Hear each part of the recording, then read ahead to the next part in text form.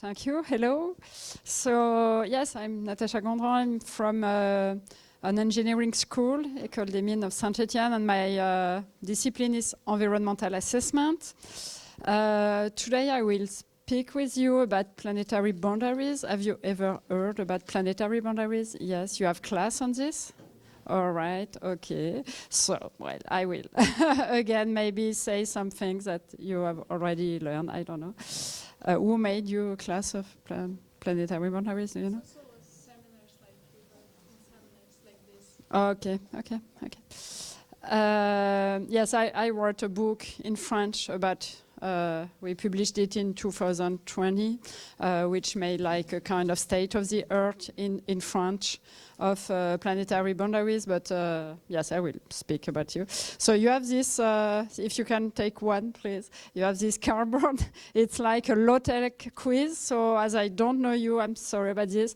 I will ask you some questions, so I will see if it's okay for you. I will go quickly, if it's globally, well, if not everybody knows, I will take more time on it. You can, if I say some things that are not clear for you, you can just interrupt me and, well, we can speak together. Please don't hesitate. So first I will begin with a small history of the concept of limit and an evolving awareness raising about the concept and notion of limit. Yes, it's one of each color, please, thank you. And so at the end of the 18th century, like Thomas Malthus, who was an economist, was one of the first person who conceptualized this question of limits, like raising awareness about the risk of increasing of starving person because of limiting surface of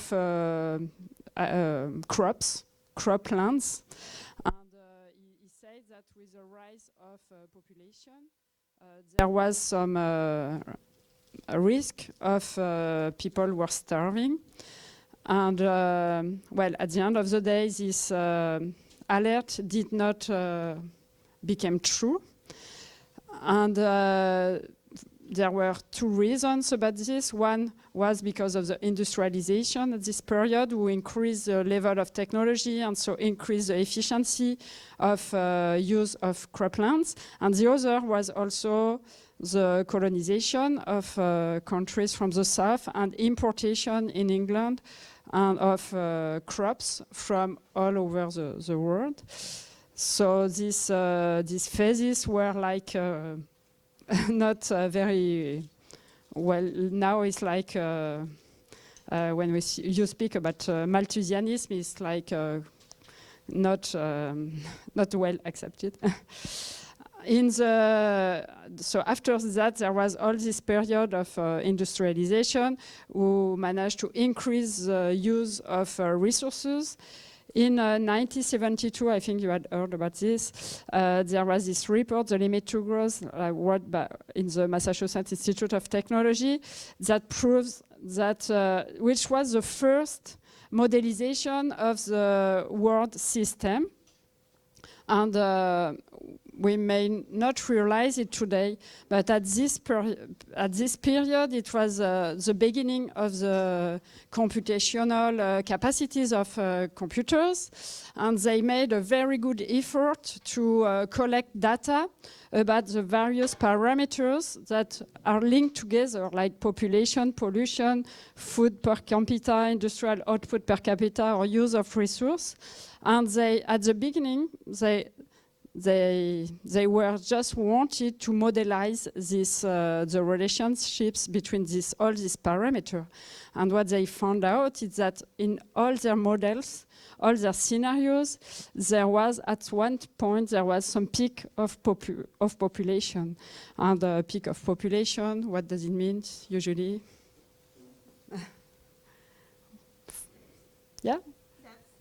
Yeah, death of people, which is generally quite violent. It can be wars, like starvations or diseases.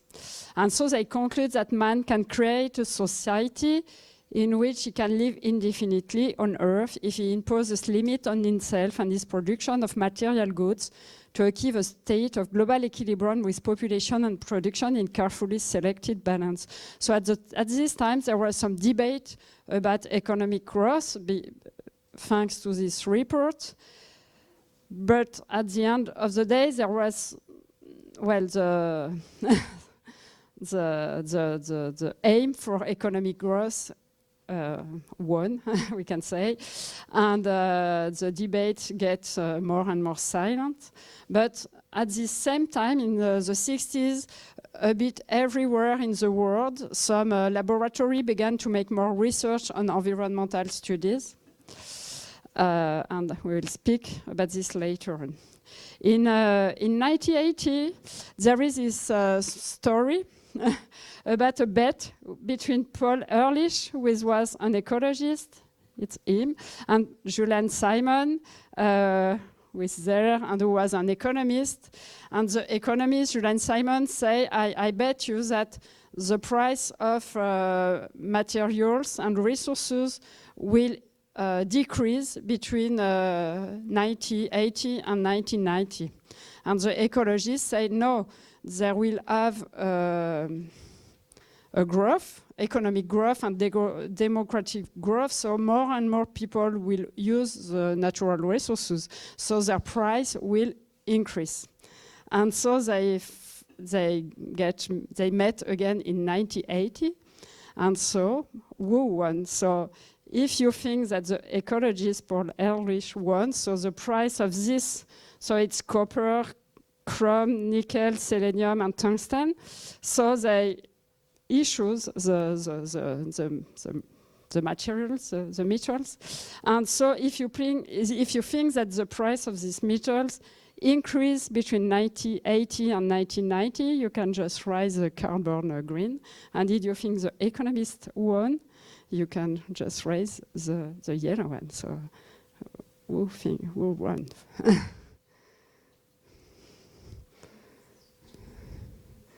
Okay, sir. So this bet for the increase of the price, and the economists say it will decrease. Okay, so mostly you are economist, and in this you don't. What do you bet? What do you think?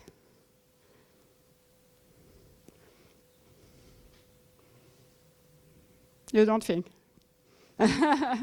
Okay. Did you understand what I asking or not?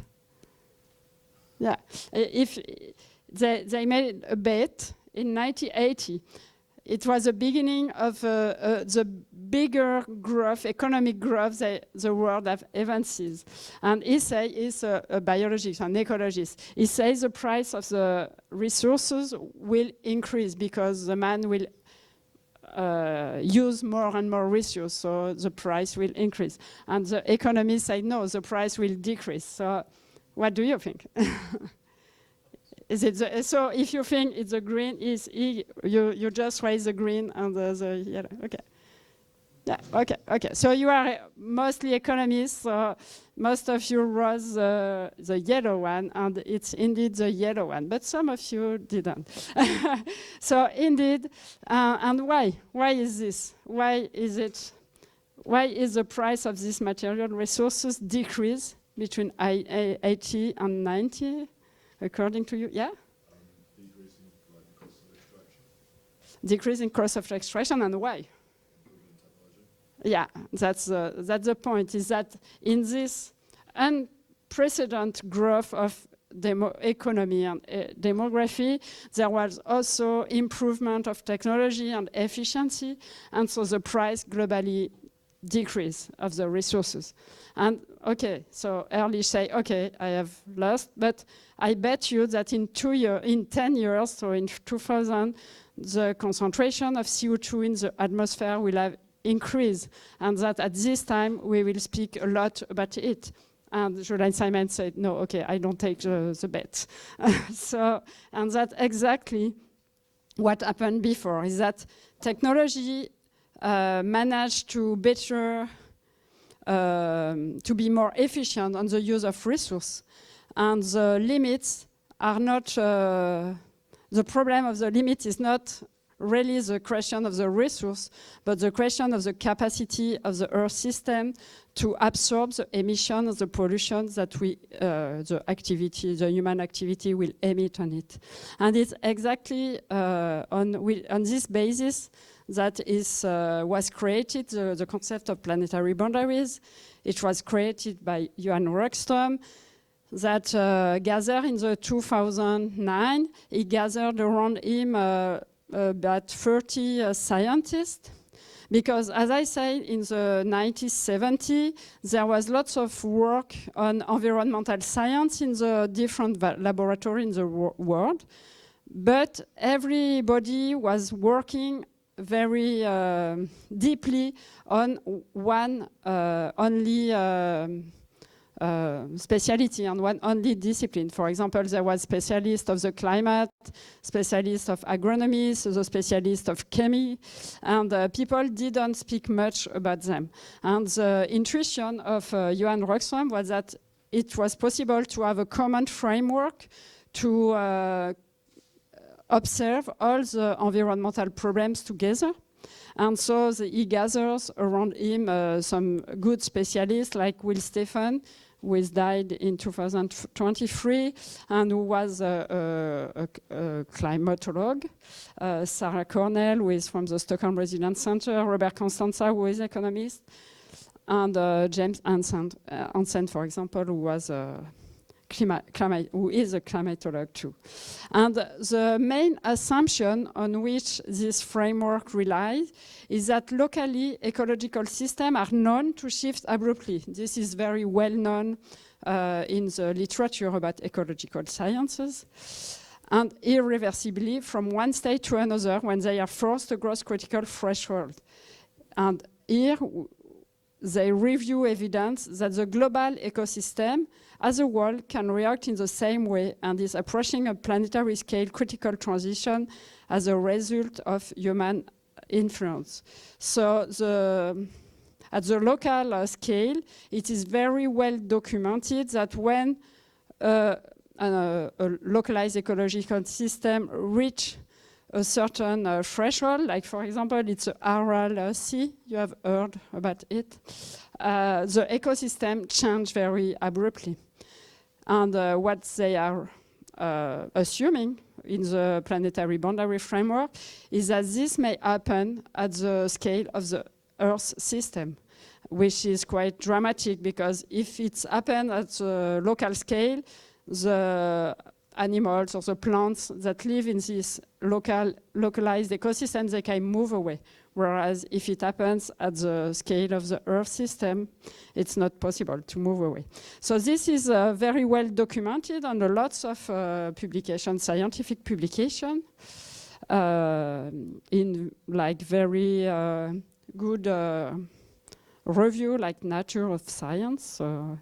The documentation and of this is quite well established now. And they, as I told you, they proposed the first framework in 2009. And at this time, there were just 3 boundaries that were crossed. I will speak more about the several boundaries. In 2015, there was already 4 that were crossed. The land system change that added to the first one, which were climate change, biosphere integrity, and nutrient azote, biochemical flows. And in the last one, in 2023, there was 6 boundary cross, like freshwater change that came to be crossed also, not because it was worse now than in 2009, but because they changed the control variable. This was because of better knowledge of the scientific facts. And the ones that get also, it's a novel entity which was also documented. So like to illustrate this, it's like this man, when he is there, everything is fine for him. and if he go forward from 1 meter or 2, his state of health will change considerably. So it's a bit what is what the scientifics that works on planetary boundaries are trying to say to us is that we don't want to go too far. And so they do this more scientifically. So the idea is that when you have an ecological system, it stays like in an equilibrium. If you change a bit some parameters, it will come back to its state of equilibrium. But if you change too much a parameter, it will change of equilibrium. So all the the idea of the framework is to define control variables, which indicators can be used to represent these boundaries, and to identify where is the threshold where we have this change of state. So when we say planetary boundary, we want to define it before the threshold, because once we have crossed the threshold, it's like an irreversible stand of change of state, so we cannot go backwards. And so it's all the ambition of this framework, to define control variable and to estimate with lots of simulation where are these thresholds and how we can define collectively boundaries. So there are 9 planetary boundaries that were defined. So the two, they call it the core boundaries, are the climate change and biosphere integrity. And the other are more like regulations, like land system change, freshwater change, biochemical flows, ocean acidification, atmospheric aerosol loading, which impact on the monsoons, stratospheric ozone depletion, and novel entities. I will speak detail more this. Can I close the door?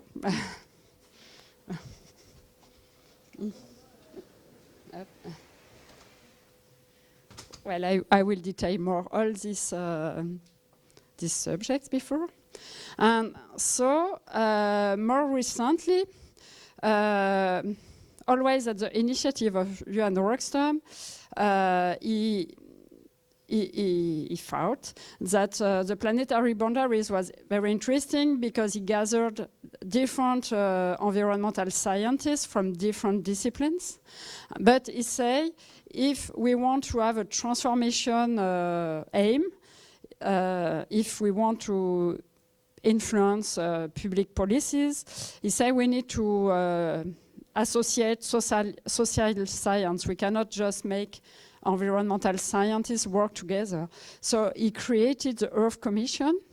You have the URL there, and you can go there and see all the publications they published, where he associated not only environmental scientists, but also social scientists like Joyita Gupta, who works on international governance, and also people from the south, like, for example, Dai Qin, who is a climatologist from China. So the aim was to have a framework which is more operational. And to do this, the first publication of the Earth Science was in March 2023. And I think it's quite interesting because I introduced the question of social justice in this reflection of planetary boundaries. Because they say that boundaries may need to be adjusted to reduce harm and increase access and challenge inequality to ensure a safe and just future for people, other species, and the planet. Because they point out the fact that these planetary boundaries are linked to lots of vulnerability and inequity between the person and the planet. And they say that this question of social justice has to be included within the framework to make a more operational framework. So they note that strict biophysical limits are necessary, but they may also risk to reduce access to food and land for vulnerable people, which is not acceptable.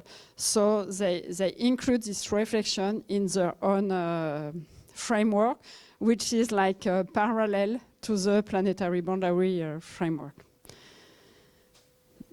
Well, okay, I will. And so they had to define social justice, and they defined it as a necessity to maintain the resilience and stability of the Earth system, which is like the safe operating space, which was proposed by the planetary boundaries before. But they also include a notion of just Earth system boundaries, like aiming to minimize exposure to significant harm to humans from Earth system change. So they recognize that it is a necessary but not sufficient condition for justice. For example, for the climate, we will speak about it later, but it's just to illustrate it.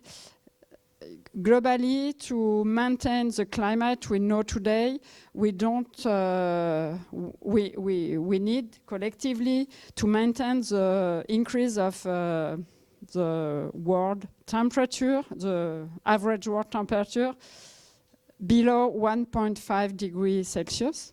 So this is a safe boundary, but they recognize that if the world average surface temperature is more than 1 degree, which is the case now, there are some places in the world now where people cannot live on it anymore because of several conditions, like the wet temperature, which is too high, and so you cannot just live outside because the temperature is so high, and so the human being cannot live outside anymore. So they define this novel framework. Is it okay for? So now I will more detail. Yes. Yeah. I'm struggling to interpret like the Earth being below safe means that in terms of climate it's safe. Okay. Sorry. Say again, please. I'm struggling to interpret like the Yeah. if current is Okay. below safe, it means that Yeah. it's not safe. Okay, if we are here, it means that we are at risk of changing the state of the Earth that is quite very stable from the Holocene period, from the 10,000 last years. So if we cross here, we have very high risk of changing the state of the global Earth system. So to have a climate that we don't know yet, because it will not be anymore the same one that we know. And this is the safe one. So this is here.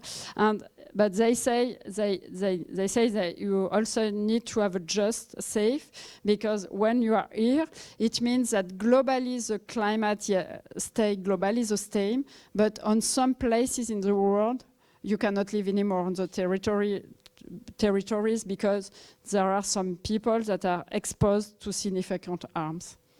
Yeah, is it clearer? Yeah, thank you. Is there other questions? No?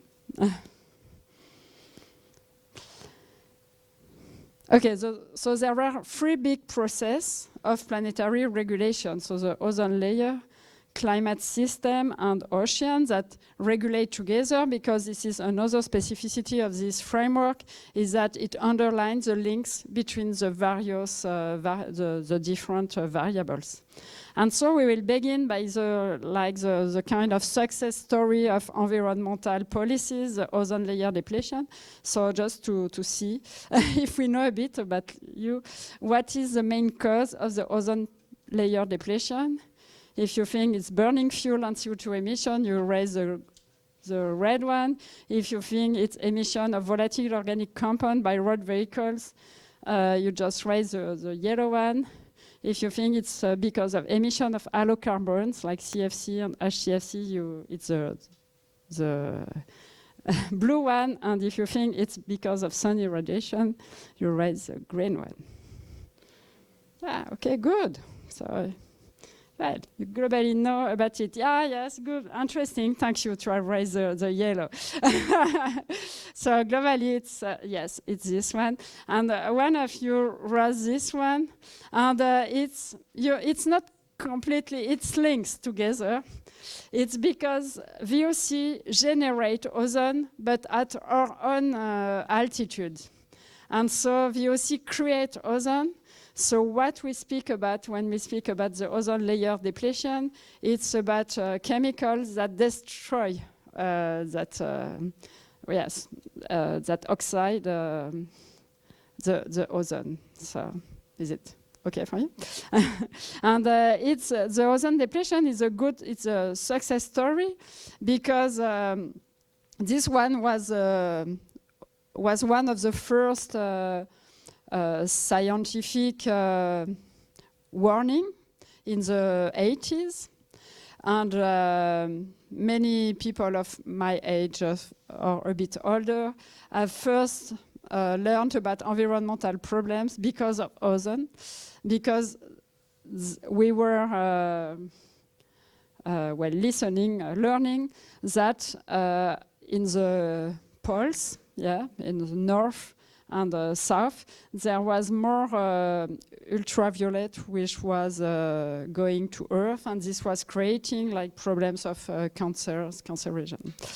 And it's a good story because in 1987, in the Montreal Protocol, the industrial who created the CFC and the nations get agreed together to ban the fabrication and use of these chlorofluorocarbons.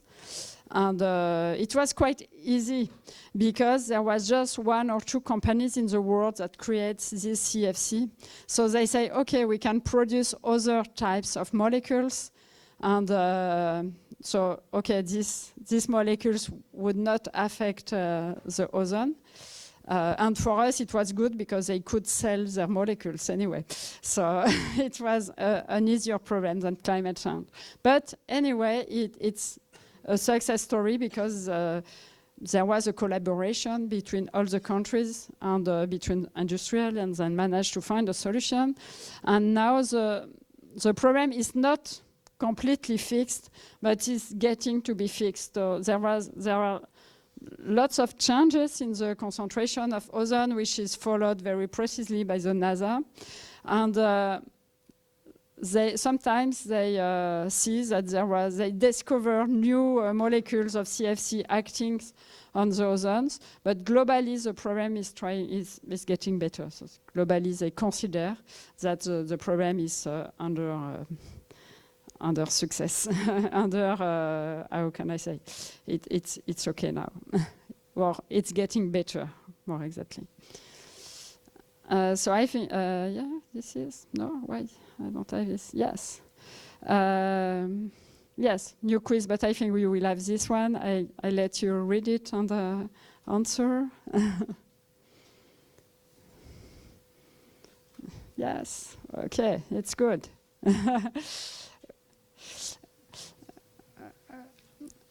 Okay, so climate change is the interest of planetary boundaries is that it says that climate change is not the only problem, it's not the only ecological problem.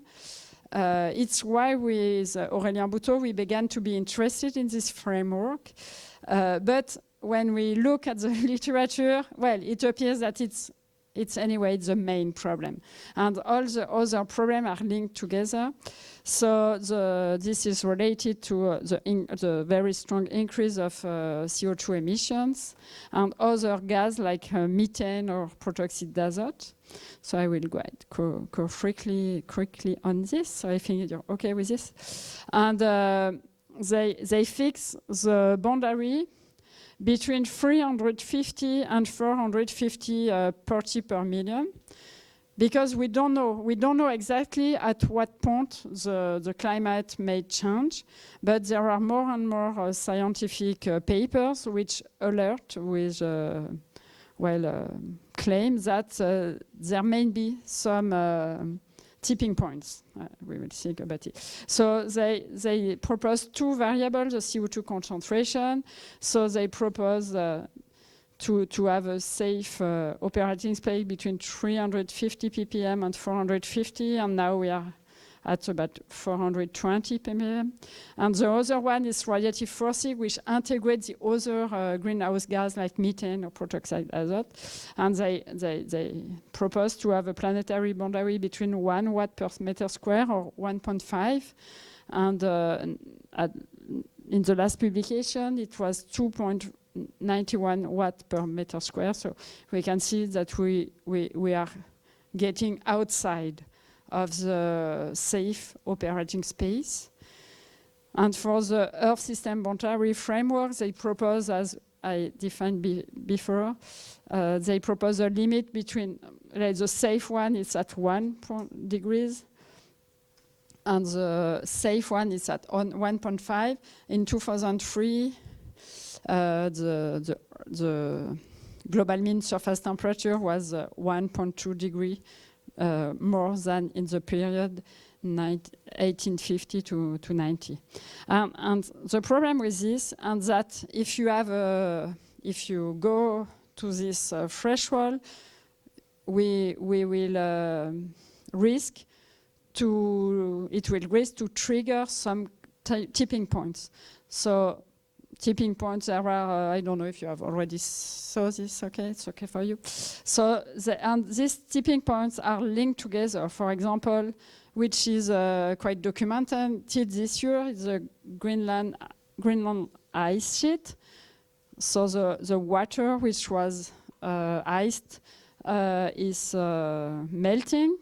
And so this will move and will change Atlantic meridional overturning circulation. So it means that they are all linked together.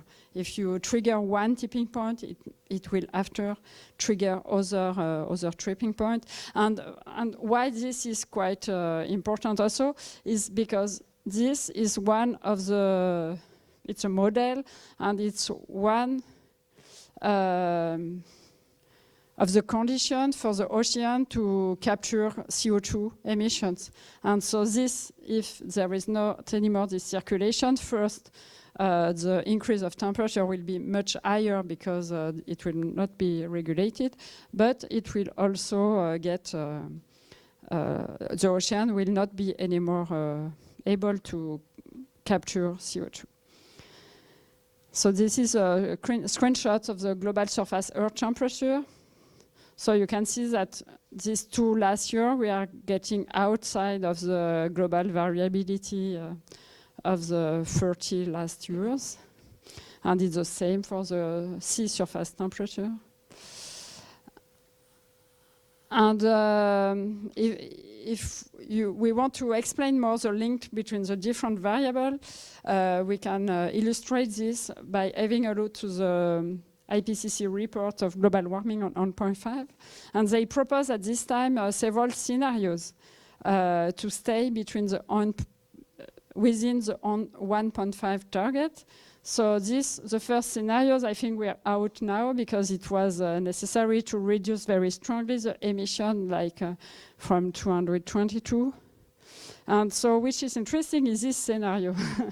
So they say that it's still possible to maintain the 1.5 target, but you rely very strongly on this, which is bioenergy capture and carbon sequestration. Have you heard about this and have we talked about this? Yeah. And also land use. And well, okay, so why why this is not beginning earlier? Why this yellow area is, yeah? Yeah, the technology now is not ready, so we cannot begin it earlier. And one other problem is that if you want to capture and sequester carbon in the soil, you need to be aware of other potential impacts. One of the the possibility of capturing carbon in the soil is crop without labors. Yes, I don't know. There is no French. Labour, I don't know in English. Do you know labour in English? When you work the earth. What? Tillage, thank you. So this is a practice that are made more and more. And so this is like a picture of it. So this is one with stillage. Stillage? Yes. Stillage, so if you work the soil, yeah. Like it's normal type of crop. And this is without this. And what is the difference? How do they do to do this? What is the problem when they don't work the soil? When the farmer, sorry? With, yes, and like herbs, like are growing. And so they don't want to have herbs. And so what do they do to avoid these herbs? Sorry? Yes, exactly. They put glyphosate. And this, what is the problem with this? Yeah, it's quite toxic and it goes on polluting water. So it's, it's necessary to have like a very strong governance to minimize the different negative social and environmental aspects of this various land competition. The other impact, one other of the planetary boundaries is like ocean acidification, like I think you have heard about this. And it's also interesting to illustrate the link between the different aspects. For example, ocean acidification is like destroying the coral reefs. And these coral reefs are protecting the islands that are surrounded by these coral reefs. And so with climate change, you will have more and more like high waves and tempests. And so the island need to be protected by the coral reefs, whereas the coral reefs are dying because of ocean acidification. And the other aspect is that with ocean acidification, it will also reduce the capacity of capturing of the ocean to capture CO2. So it will increase, at the end of the day, it will increase climate change. So this is one of the last boundaries that is not already crossed, but some recent publications say, well, watch out because it's very near from being crossed. Yeah.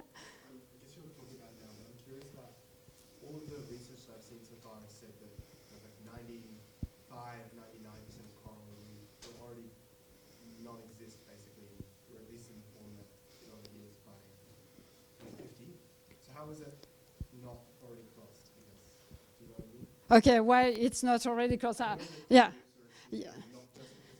Yeah. There are several factors for coral reefs. There are this ocean acidification and also the increase of sea temperature. And why it's crossed or not? It's like and I will speak about this later on. But it's like a question: how do you choose the indicator?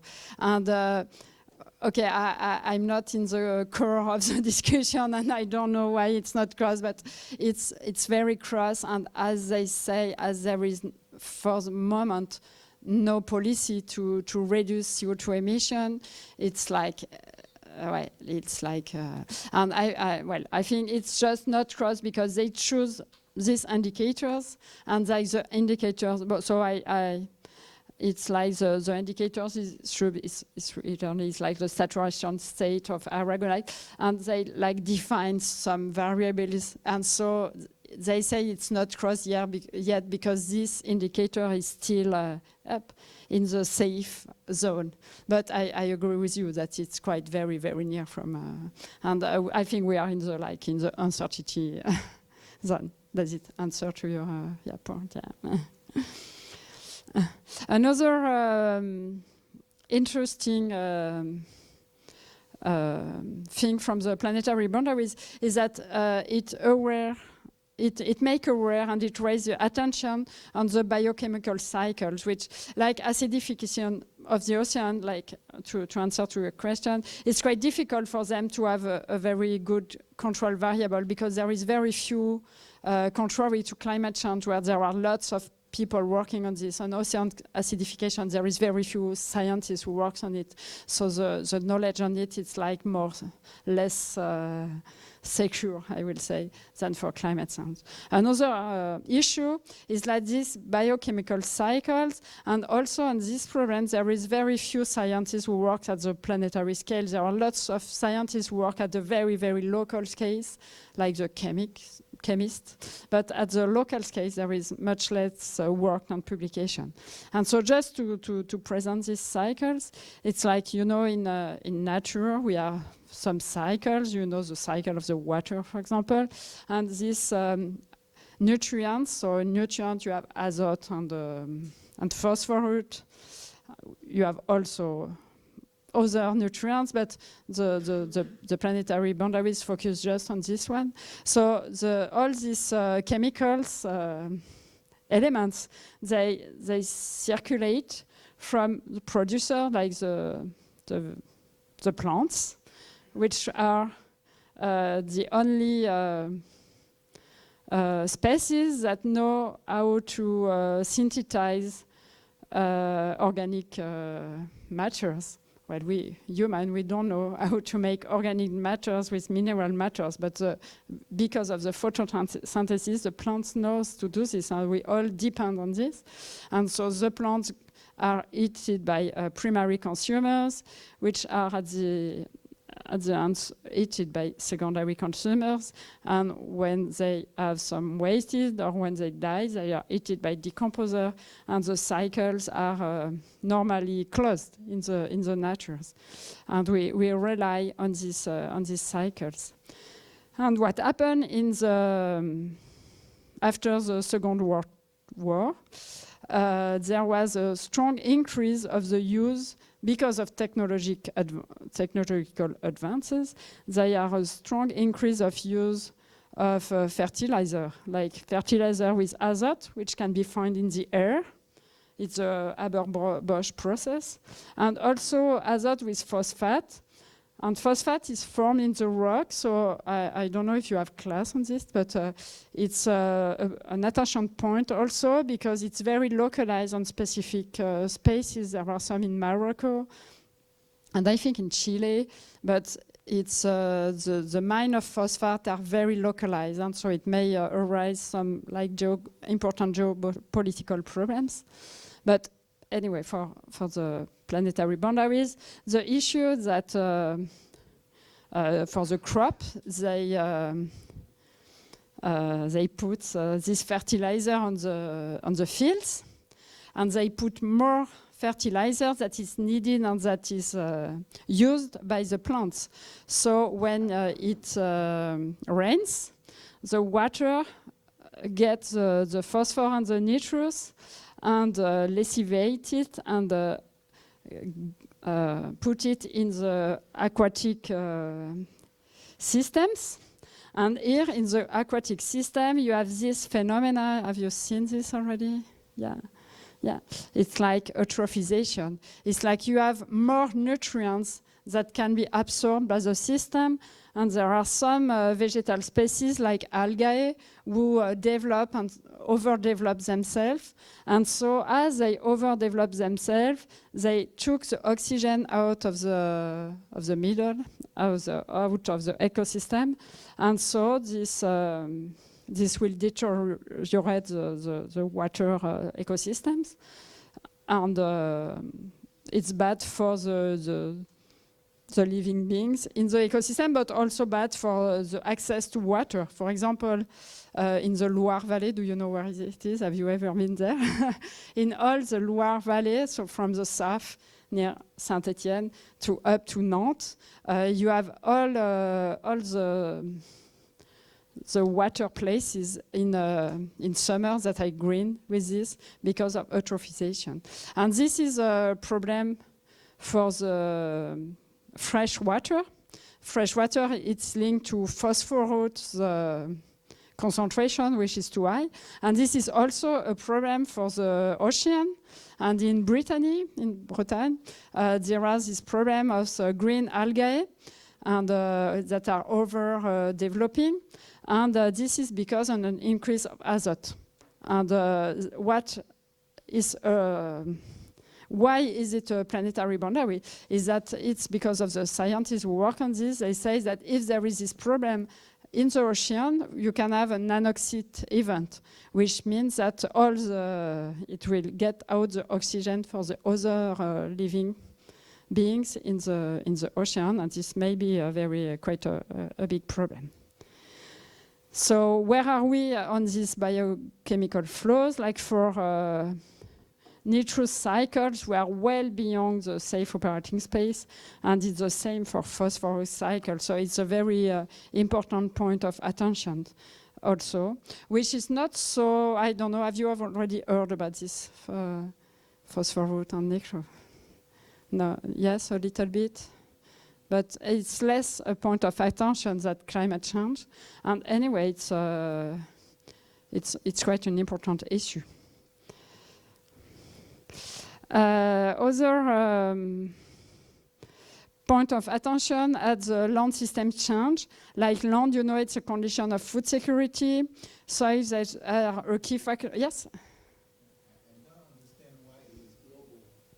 Yeah. Always local Eutrophication, yes, it's a good point, thank you.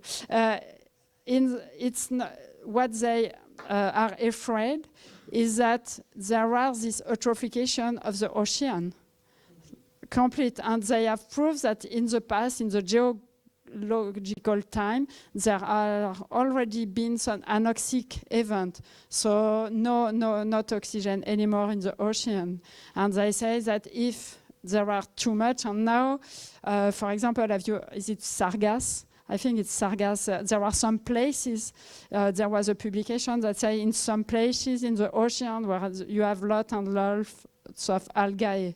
So when the boat gets there, there are lots of algae everywhere. And they say if there are too much of this, it will pose a problem in the ocean.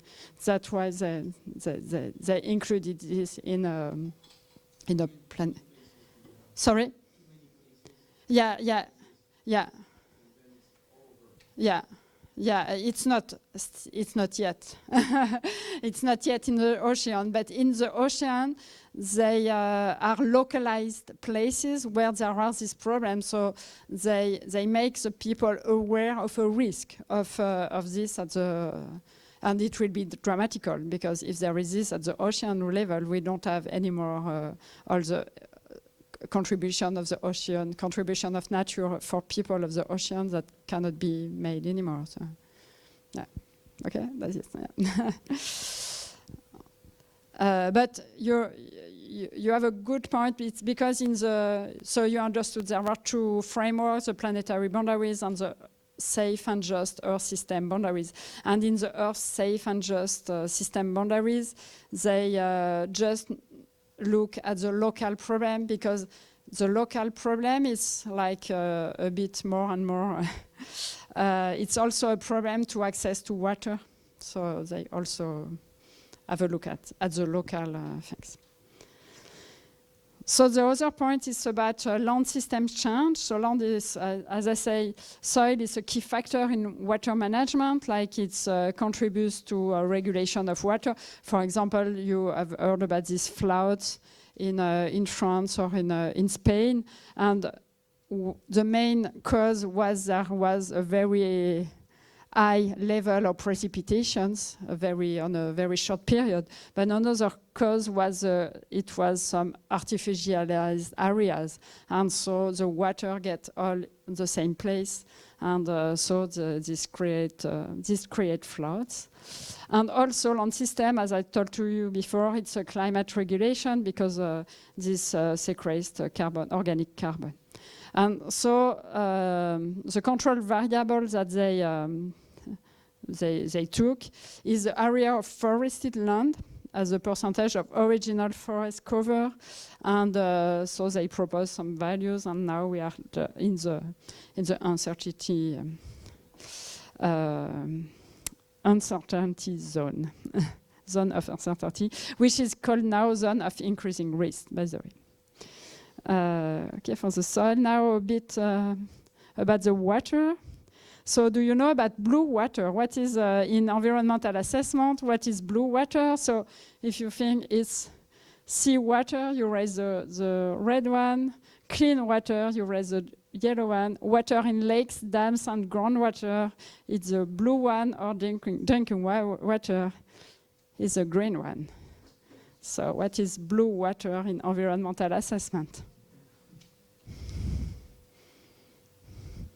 Yeah, it's less consensual, this one. Okay, so I think you didn't know. Okay, so most of you are right. Blue water is the one, water in lakes, dams, and groundwater. It's like, it's not a very, it's a representation and it's an indicator. So what is called in environmental assessment literature, blue water is all the water that is situated in where I put it? Yes, in a saturated zone, like in lakes, dams, and groundwater. And green water, you have made heard about this also, it's all that is situated in unsaturated zone, so it can be in the plants or also in the soils, and also linked to evaporation and transpiration. Is it okay for you? Yeah. And well, this is like a convention, right, and because the point that are raised here is that maybe some years ago it was said that human didn't interfere much in the water cycles. And what is new in this publication, like maybe 3 or 4 years ago, the scientists proved that man is influencing and modifying the water cycle. And for this, they rely on the notion of environmental flow requirements. Well, I won't describe this too much because it will be too long, I think. But what you have to know is that it's normal that the water flow in a river is changing. There was less water in the summer and more in the winter. But what the human activities are doing is that they change the variabilities of this change. And so this is a problem. And because it's a problem because most of the biodiversity is localized in the water, in the fresh waters, in the rivers, for example. And so they introduce this freshwater science as a control variable. So for the blue water, what they did is that they modelized the whole world and they try to identify at each small zones the level of disturbance of blue water flow. And they showed that well, actually about half of the zone in the world are modified, the human activity modified because of dams, because of use of water for agriculture, and also because of climate change. Half of the zone of the world are have modified environmental water flows. And well, this it's like this this kind of zone is that you had a variability which is normal, but they note that from the last centuries the variability is really increasing, and it's more and more a bit everywhere in the world. And well, this phenomena is noted everywhere in the world, but with significant some significant increases in some places, like near the tropical zones, south or the Mediterranean zone also. And well, I don't have much time to speak about this. And the other variable they choose is the green water. Green water is the question. So green water, as I say, is the water in the plants, or also in the soil and in the clouds. And they try to identify which kind of indicators they could cite. And I made this for. I just copied this for you. It's like Wang Erlandson publication. It's how to choose an indicator on a problem that is complex. So they identify they evaluated the different possible indicators according to two main questions. Is there some scientific evidence and biophysical representation? But also, is it useful for management? And they should, at the end of the day, they choose this indicator, which is a percentage of global ice-free land area with local deviation for soil moisture, which I think is not maybe what interests you more. But what I wanted to point out is this question of when you choose an indicator, you have two main questions to ask. Is it well representing the problem? Because you know that an indicator is like just a representation of the problem, it's not the reality. And can it be useful for management? If it's not useful, there is no way of choosing and following this indicator. One other point of interest for the planetary boundaries is the question of integrity of biosphere. So there are lots of reasons to protect biosphere. There are some ethical and aesthetical considerations. You can also have some functional consideration. And what interests the scientists who work on the planetary boundaries is the functional consideration. And what is important to have in mind is that you have three levels to take into account.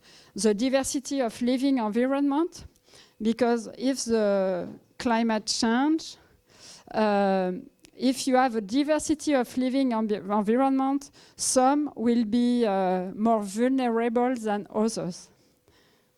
Thank you. You have also a diversity of species. And for example, we can think about a forest.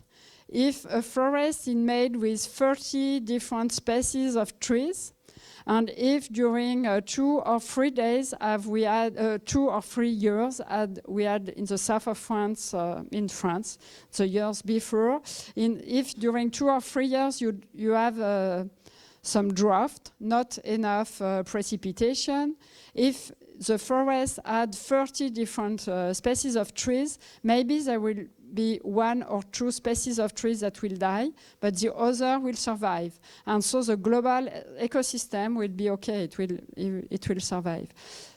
If, on the contrary, you have a forest with just 1 species of tree, and if there is some drought, and if the tree doesn't bear the drought, what will happen?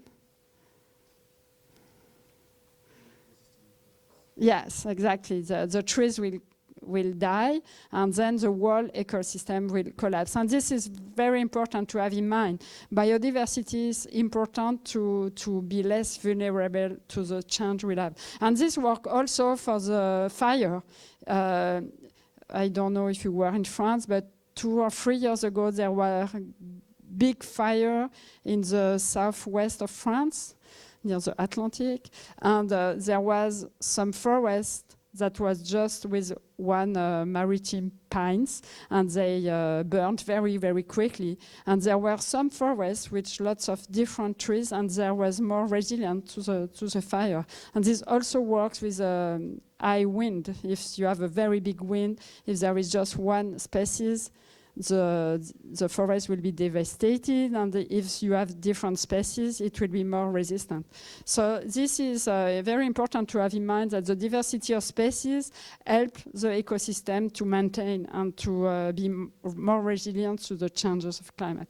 And this is also true at the scale of the diversity of individual, we are all here, and this is like the evolution of Darwin. We all here have a different genetic background and genetic. Well, we have different genes, and some of genes will be more resilient to some different changes. And so if in a given population you have lots of diversity, it will be more resilient than if you have like similarity and less diversity. So that's why biodiversity is very, very important in the context of planetary boundaries. And they define two variables, and the two one are in the increase the area of high risk, because it's the integrity, functional integrity is very bad now. Is dramatically reducing now. The last planetary boundary is called novel entities. So it's like all the chemical industry, all the chemical molecules that are produced by human activity and that does not exist in the nature. And so nature does not know how to assimilate and integrate it. And this poses lots of problems, and they propose to consider it also as a crust. Well, atmosphere, I will not speak. And I will go now. I don't know, yes, a bit 15 minutes yet. Okay. So now, so it's more now, I will more speak about my own research with my doctoral PhD students. We are looking at how can we use this planetary boundary framework at the use of local scale. And we have three types of works. So one is to, so I work with NG, like, you know, NGs. So where we try to identify what contribution does an anthropogenic system make to reaching planetary boundaries. I will speak with you about this later on, but it's mixing life cycle assessments and using planetary boundaries to see if the anthropogenic disturbance that are created by the system under study are within the ecosystem carrying capacity or not. The second type of works that can be done it's which hazard is to see for a territory, at the scale of a territory, what are the risks for a system if planetary boundaries are exceeded. So this will create some hazards that are very specific to a given territory. All the territory won't be we won't have the same risks. And so which are the vulnerability, which pressure, and which stake at the scale of the territory. So on this we work in the south of Loire with the territorial local authorities.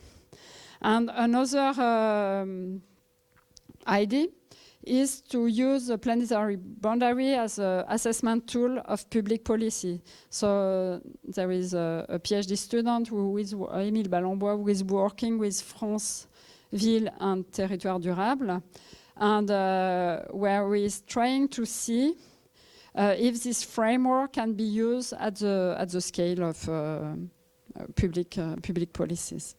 So I will more detail the first one. Which is called in literature environmental sustainable assessment. So we need to have some downscaling process. So the planetary boundary framework defines some control variables. I talked to you about this. And the question is, these global control variables, how can we assign it at the individual scale? So this needs to define some global budget of emission, for example, for CO2 emission. If we want to stay below the 1.5 degrees of increase of temperature, how much emission of CO2 can we still emit? And for one person, how can we emit at the scale of one person? And then after, it is needed to upscale this budget to different systems that can be understood. For example, a company, a product, a sector. And this is called absolute sustainability assessment. There are more and more work on this. For example, from the DTU, Denmark Technical of Universities, lots of working on this. Well, I will try to take an example. So we did this on the, I think I will, yes. We did this on the portfolio of a company that sells food, like it was Casino. I don't know, you know about Casino. It's like a distribution company in France. And we could access to all its portfolio, food portfolio, all the food that it sells in France. And with life cycle, you have heard about life cycle assessment, do you? Yeah. With life cycle assessment, we could estimate what is the footprint of the production of the food that is sold by the company. So this allows us to add to estimate some environmental impacts. And on the other way, because with the planetary boundaries, we could identify which carrying capacity can be assigned for the production of food. And so after, the idea is compare the two to see if the production of food is below or is above or below the kind of sustainability threshold. And so this is this. It was a study we made in 2017. So without great surprise, we did several assignation. The first one here, so in gray, is the emission that are generated by the production of the food. Okay, so for example, if the if Casino sell, I don't know, biscuits, for example, we identify how many wheat in it, how many butter, and to make the butter, how many milk, and then we know how many impacts are related to the production of milk or butters. And so it shows that just to produce food, if we bring this to a scale of one average basket of food, it crosses the threshold, the percentage of consumer ecological budget for climate change, erosion of soil, and water depletion. This is photochemical ozone formation. It's less interesting. And also lots of species loss, but we know that this indicator is not very good in life cycle assessment. So this means that to produce an average basket of food, this is already above of the consumer ecological budgets that could be assigned to one person. But one person, you don't only eat, you also buy clothes, you also eat your house, you also move. So what we try to identify is what is the percentage of the budget of the food within the global budget of a person. So we did this on the literature. So it's about 20% for the food, for example, it's about 20%. So the budget that can be assigned to only the food is there. And so we see that the production is well above what can be assigned to the food production. Is it okay? Yeah? Okay, I hope I have the... Yeah, so this is the acceptable environmental burden per capita, and this is environmental impact. I didn't. Well, I didn't put the. Sorry. And what caused this? I didn't put. I had another slide, but I forgot to put it. What do you think is the most contributing to this impact? Which type of food is the most contributing to climate change, for example? Yeah, meat, and not only meat. What other? Sorry? dairy products, meats and dairy products, everything with animal foods. Yeah, it's what impact more. It's about like 1/3 of the impact.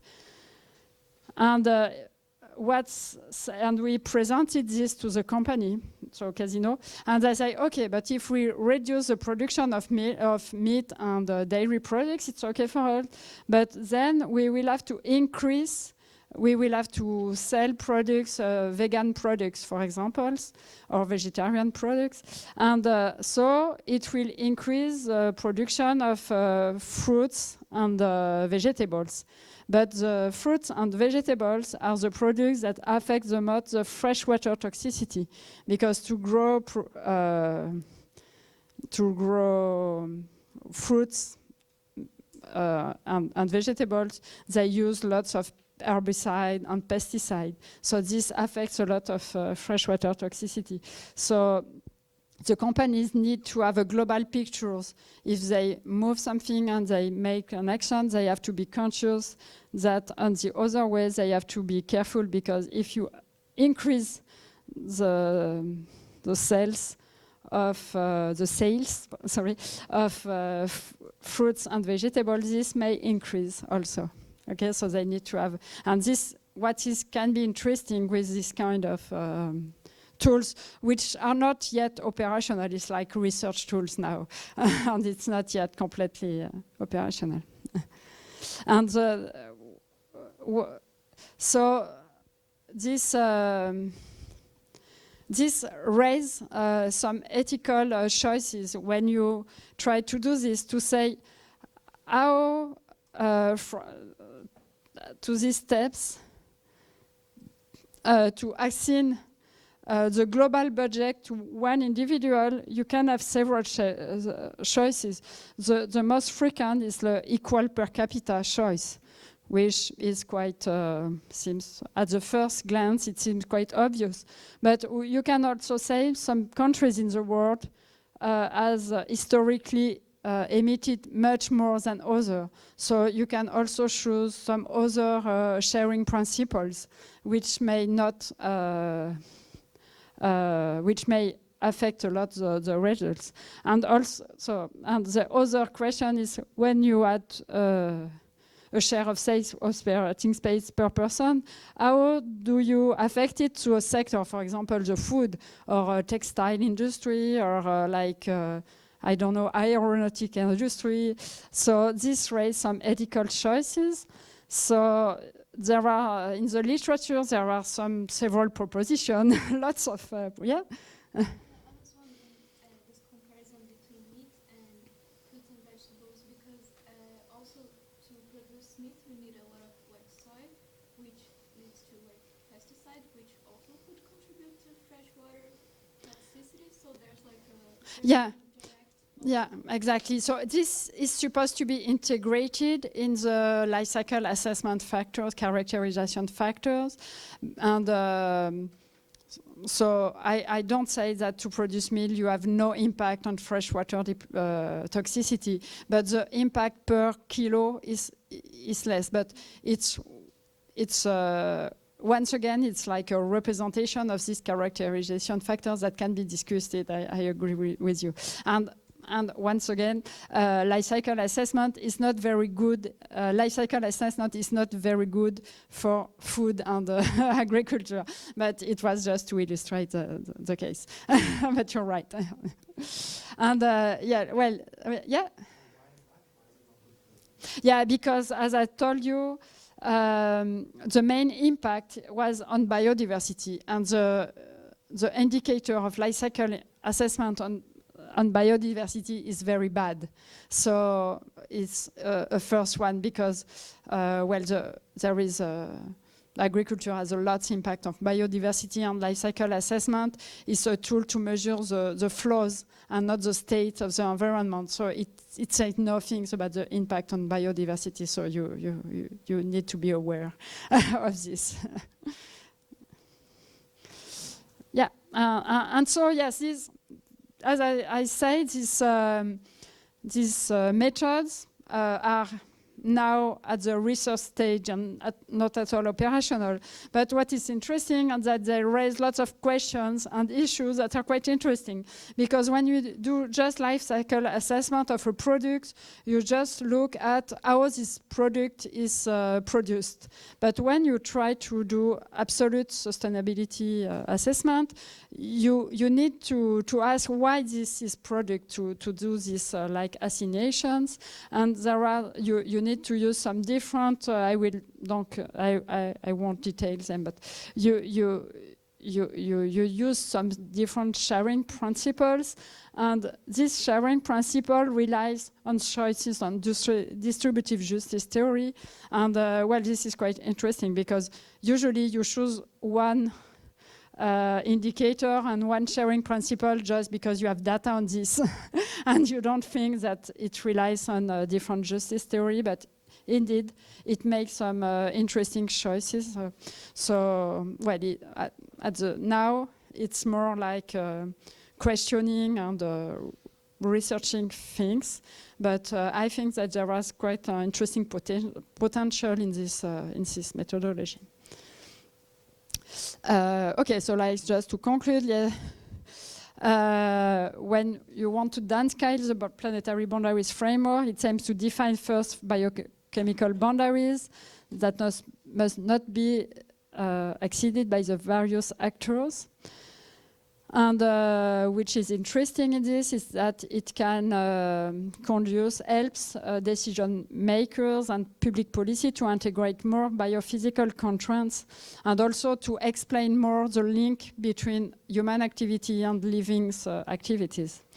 And well, actually some researchers are aiming towards an absolute assessment of the measure implemented. This can be interesting, but we have to be very cautious about what is said by this different methodology, because there are lots of biases and very high uncertainty now. So yeah, now there is not yet some harmonized, transparent and comparable procedures, but it's something of interest, and I think that maybe in your I don't know if you have like some internship or if you are doing some work in companies. I think you have heard about science-based targets initiatives, maybe, or things like this. So it's some methods that are getting more and more used in public policies and companies. Yeah. Okay, so if you have some questions or.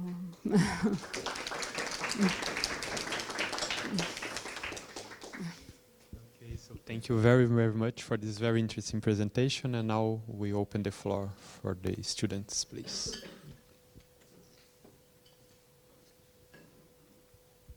Hello, my name is Matilda. Thank you for the lecture first. I wanted to ask a question which is not really my opinion, but asking you how to respond to someone. So once in a lecture, they were talking about the ecological transition, and it was focused mainly just on climate and biodiversity. And I asked that maybe it was also necessary to include all the other aspects of the planetary boundaries framework. And the lecturer replied that basically they thought if we're already doing all sorts of initiatives which improve particularly biodiversity but also climate, we often end up having synergies with other of the planetary boundaries issues, so that from a sort of policy and practical approach, it's not so necessary to look at all the other planetary boundaries. What would you sort of reply to that? Should we take 2 or 3, or it's up to you? It's okay, it's an interesting point. Well, if you also integrate biodiversity, it's a very good point, because my point is that most of the time you have public policy just focus on climate change, and this may goes toward geoengineering things that may have a very important collateral, I don't know, like effects, bad effects on biodiversity. So I think it was already a good point that your lecturer improved to have biodiversity inside. But the point is that, well, as I said about the fresh toxicity, if you don't look at all the impacts, you may have some transfer of impact, and this may be quite worse on some aspects. And well, at the beginning, we work on this because we were afraid of the decarbonization policies that just focus on climate change, because you can go towards very technological solutions that just transfer impact on other. Yeah, so I think it's your point on what to what to answer. It's quite difficult. I agree with you. I don't know if it's. Yeah.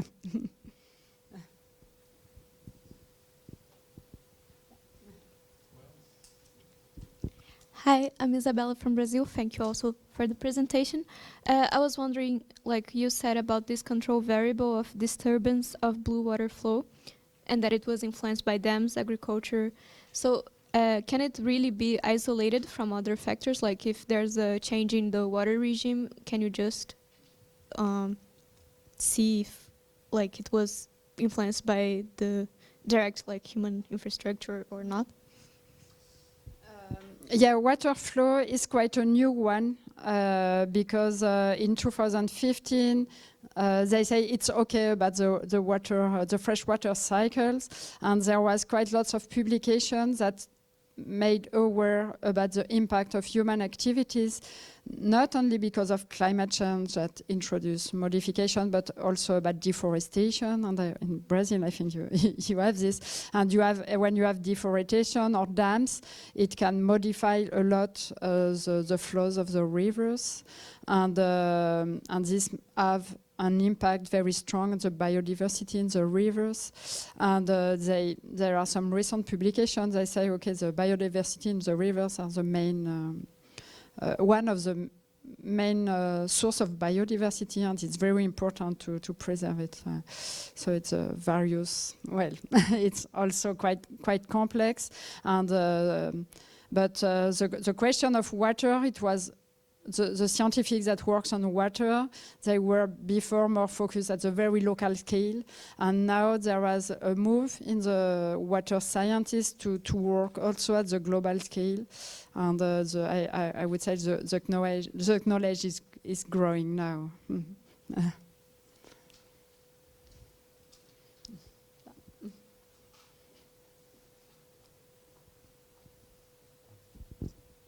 Hi, I'm Arthur from the Netherlands, and is that we are in the zone of increasing risk, and so there may have some tipping points that are generating, and for the climate, it's what is happening now, but the question is that if we reduce our emission, we can still there is a point where the transgressing is irreversible, and where you cannot go backward. But we don't know exactly where it is. So it's why they are raising awareness of this, saying we don't know exactly where is the point. And but the risk is that once we will know, it will be too late. So it's a precautionary principles that they apply. But it's I agree with you. It's quite difficult to. Well, when we have some public information about this, it's quite difficult, because some people can say, okay, if we are cross the tipping points, and many of the French climatologists say there is no tipping point, because the risk is that you say there is a tipping point and we have crossed it, so okay, we don't have anything to do, it's too late. But it's not the case. What they say is that if you reduce the emission now, you can still make the tipping point appear more slowly, so we can try to adapt to it. Whereas if we get this high emission rates, we will cross the tipping point very soon, and so it will be impossible to adapt to it. Does it answer to your question? But it's it's an improper. It doesn't mean that you have crossed the tipping point, the boundary, that the tipping point are already getting there.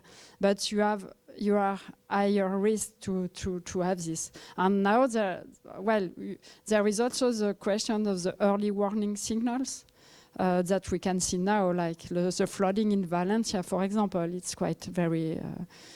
I think all this is like early warning signal that we need to be aware of and that's like we need to react. But unfortunately, we cannot see reaction in the public policies nowadays. Thank you very much for presentation. I'm Zulfia from Azerbaijan. My question is related to your scenarios about IPCC report. Could you explain a bit more? Last optimistic one that was about that we can still be like be kind of optimistic and not like stay in this 2 degrees Celsius. Yeah, thank you very much for the question. I didn't have time to do this. So it depends on what you call optimistic, because at the first I thought the optimistic was this one, because it was betting on the capacity of humanity to reduce most its emission very quickly. In 2018, they say we can still make it, and it was very optimistic on the capacity of humanity to reduce its emission. And this one is optimistic on the capacity of humanity to create technology that are still, as you say, that are not exist yet, and that have important impacts. So because carbon sequestration here, as I said, the AFOLU needs use of lots of lands that will not be anymore available for biodiversity or for the food, the croplands, or for other use. And this relies a lot. And so this is a kind of technological optimism, because this relies a lot on technology that still doesn't exist and that consume lots of energy, or that also have other like chemical impacts and polluting impacts, because it's and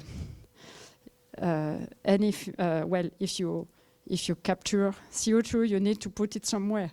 So you have impact. Yeah. Yeah.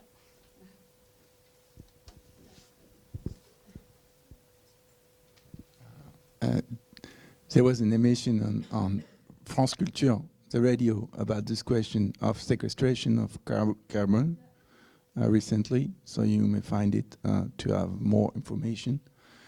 And I had a technical question about how you make a number, for instance, the quantity of CO2 per year, per person.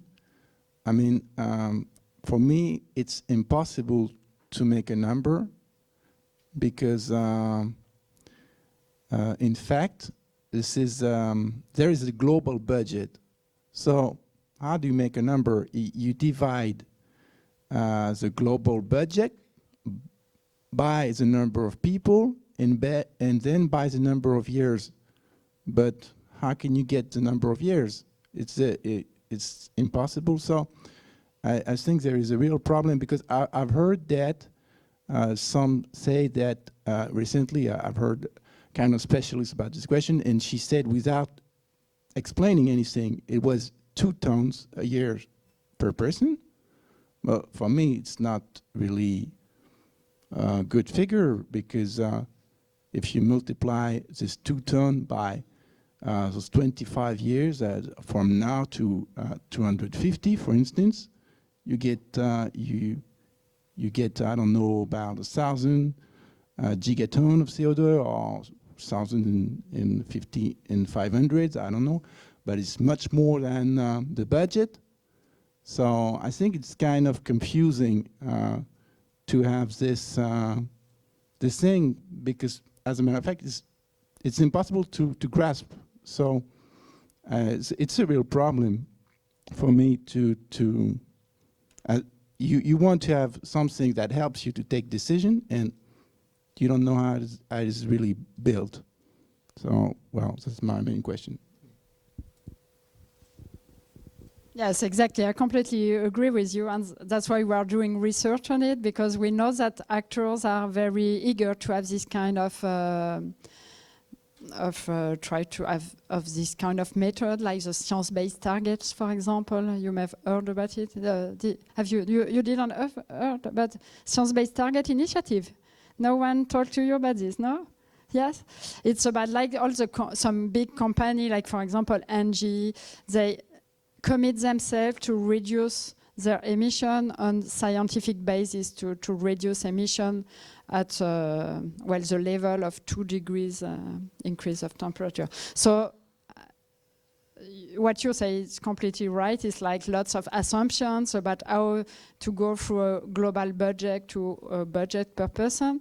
But what is interesting, and there are lots of limits in doing this exercise, we completely agree on this, but what is interesting is that now, when a company make environmental assessment, it just can compare between is this computer be better or bad or worse of this one, and there is no absolute try to target, and the interest of this method is to fix target, to say is producing this computer may be sustainable or not. And most of the time, well, I would say nearly all the time, it concludes that it's not sustainable, which is not, which is a first, consciousness aware raising for the companies. And I agree with you that the figures are false. And anyway, in any indicators, you always have representation and simplification of a reality that is very complex. So anyway, for any indicator, you can try to say that it's not a good indicator. But what is interesting, I think, is that it gives targets and distance to targets to make the actors conscious of how much they need to improve. For example, if you need to go to 2 tons, you know that you need to decrease a lot your emission. Whereas if you don't have this target, you just say, okay, I just have 10%, I gain 10% of emission, it's very good, and I can communicate on this, but 10% is not enough. And I think the stake and the issue is to make people aware of the necessity of the reductions that are necessary. But I completely agree with you about and it's exactly on what we are researching now about this uncertainties and even not possibility of going from there to there. Yeah.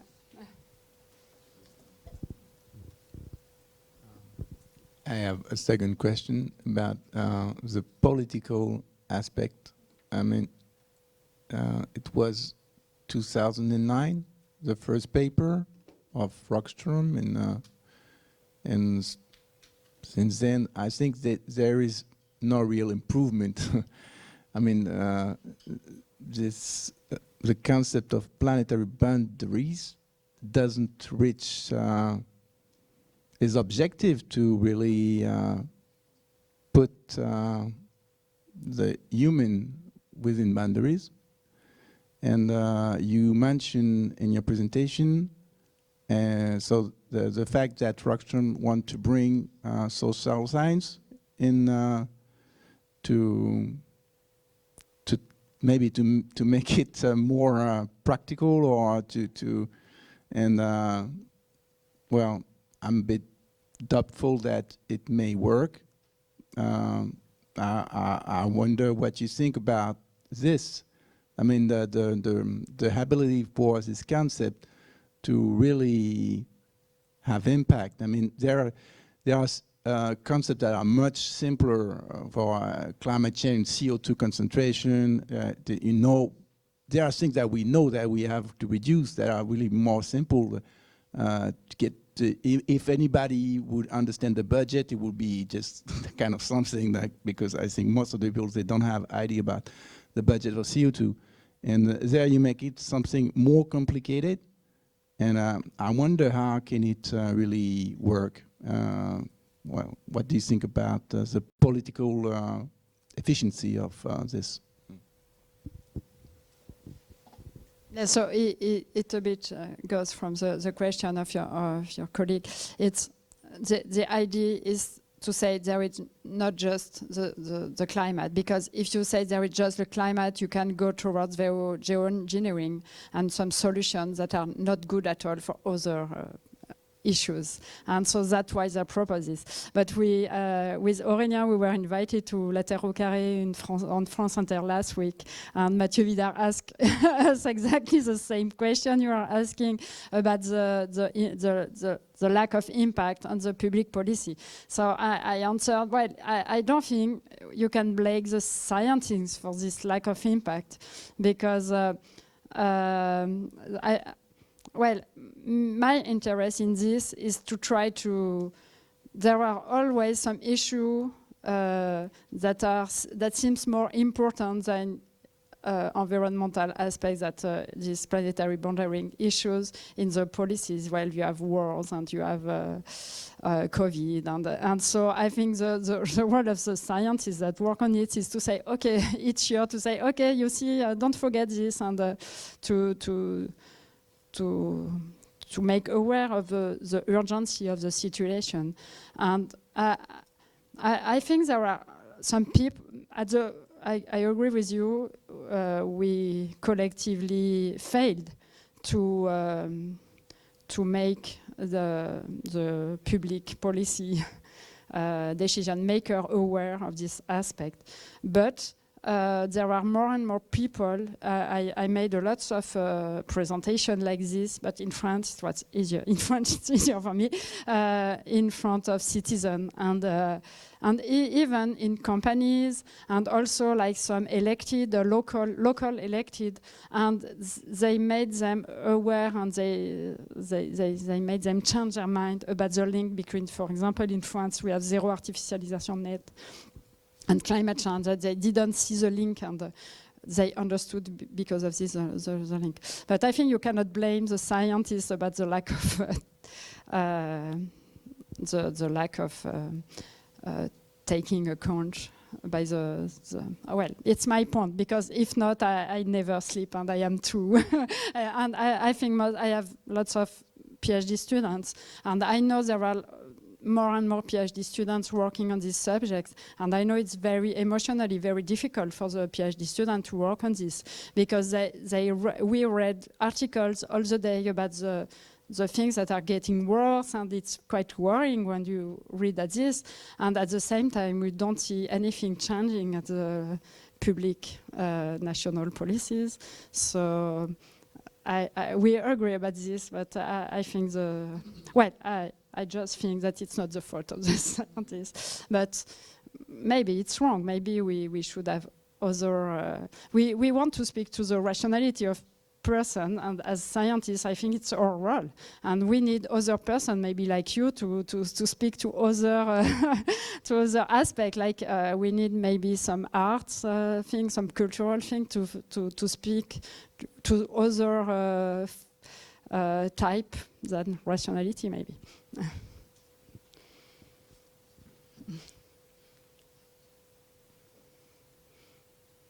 But I also think I'm happy to speak with economic, but I think you are already very aware, because I think there is like a gap between environmental scientists and economic scientists. There are some environmental ecological economics. I think you have heard about this, and this is an interesting network, but the main current of economy doesn't want to hear about limits, whereas I say at the beginning, it's because of this technology improvement assumptions, whereas on planetary boundaries you cannot have technological answers. And so I rely on you. It's why I accepted to come and speak to you, because I think it's very important that economics became aware about these boundaries, and that the technology cannot answer to every problems. And what is interesting is because I'm coming from an engineering school, and I made some surveys sometime, and I noticed that the people with an economic background, sometimes they trust more technology than the engineers do, because engineering knows what is the limit of technology, and they know about energy balance and matter balance, and whereas sometimes economic don't knows all this. So I trust on you. And I didn't know that you were so numerous, so I'm quite happy of this. Do you have other questions or comments? Or yeah. Can you say where you come from? Sylvain, I'm from France. Yeah, I can speak French. Yeah. Once you mentioned the study with Casino or Carrefour, and you said that maybe if they replace meat and they put in place vegetable and fruits, but it's not, they won't make the choice. I mean, those are, I think that there are political choices beyond that.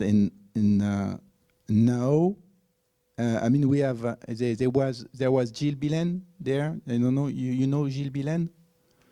Gilles Bilen, yeah, well, yeah, and there is this possibility to really improve a lot the food and agriculture system, and one of the important things is to eat less meat, and but this is political. I mean, this is not I don't think that the company itself has the ability to change this. So because when you spoke about this, you yeah. They have, because they are like grocers. So we did this study in 1916, and at this time there was no offer about vegetable meat like we have now, like vegetable sausage or vegetable steaks and all of this. And at this time there was no offer. And when they saw this, they said, okay, we need to go there, because we can, by selling like a substitute to meat, we can influence the market. So I think companies have quite an important role. They don't have the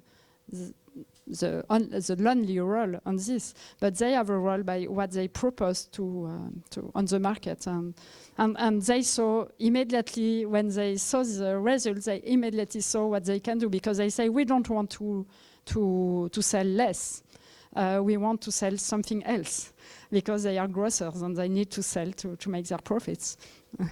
But they can impact, and they did. They now there is a better offer on vegetable substitute on meat.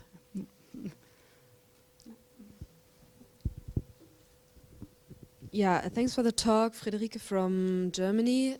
On the note of the firm research, you were mentioning like some initiatives. I'm not like at the initiative we all didn't know. You mentioned. Yes, is this like a European thing or is it a French thing? And is I know that on the European level there are now these like transition plans that firms have to give. It's like connected to the ESG regulation as well. Maybe you can say a little bit about what the consensus is on like the benchmark regulations that the EU is pushing out versus the approach that you're using in your research based on the planetary boundaries. Okay, I'm not economist, so I will not be able to go very further on this. But it's called Science-Based Target Initiative, and it's a world initiative of companies that gather together, and they say, we as companies, we commit to reduce our emission to the levels that are necessary to stay within the 2 degrees increase of world temperature. So it's kind of like a voluntary commitment of them, and well, I think, well, would be interesting. I think, well, for the program, you can go there and you can see on their website, SBTI initiative.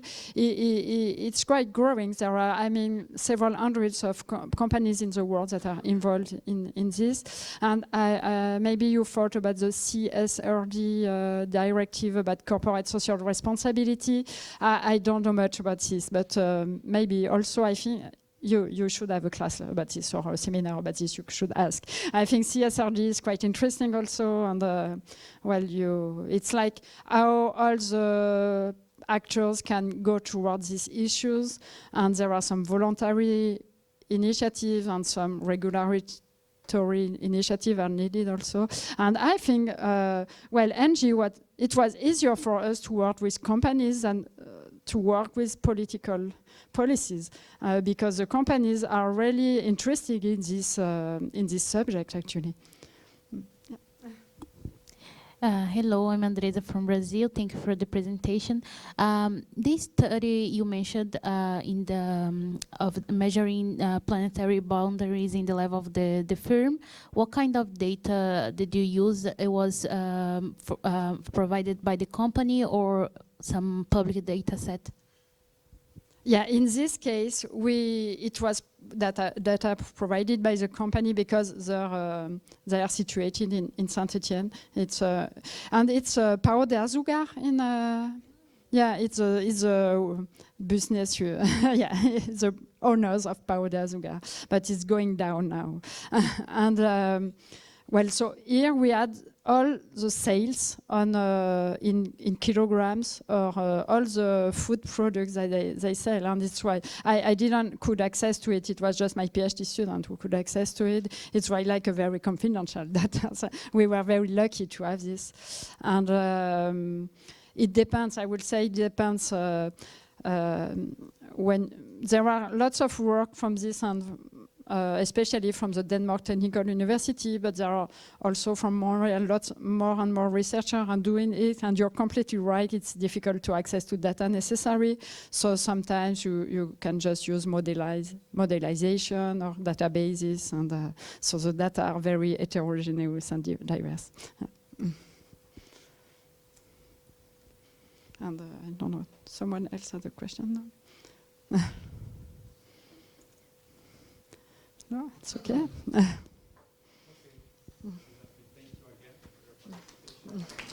Thank you.